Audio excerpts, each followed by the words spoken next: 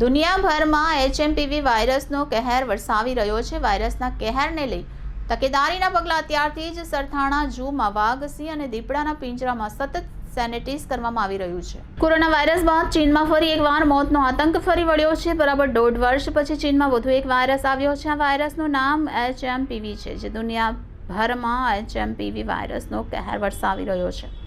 વાયરસના કહેરને લઈ તકેદારીના પગલાં અત્યારથી જ સરથાણા ઝૂમાં વાઘ, સિંહ અને દીપડાના પિંજરામાં સતત સેનિટાઈઝ કરવામાં આવી રહ્યું છે। તો નાગપુરમાં એવન ફ્લૂ H5N1ના વાયરસના કારણે 3 વાઘ અને 1 દીપડાનું મોત નીપજ્યું છે। તો સેન્ટ્રલ ઝૂ ઓથોરિટી દ્વારા એડવાઇઝરી જાહેર કરવામાં આવી છે।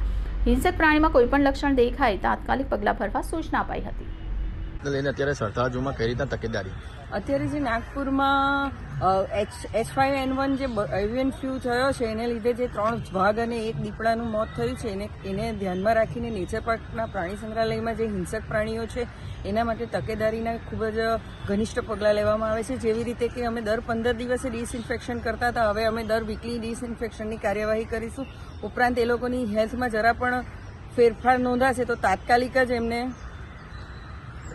સારવાર કે એનું જે હોય તેની અભિપ્રાય લેવામાં આવશે। આ વાયરસ કેટલો ગંભીર છે? કારણ કે 5 જાનવરોના મોત થયા છે। હવે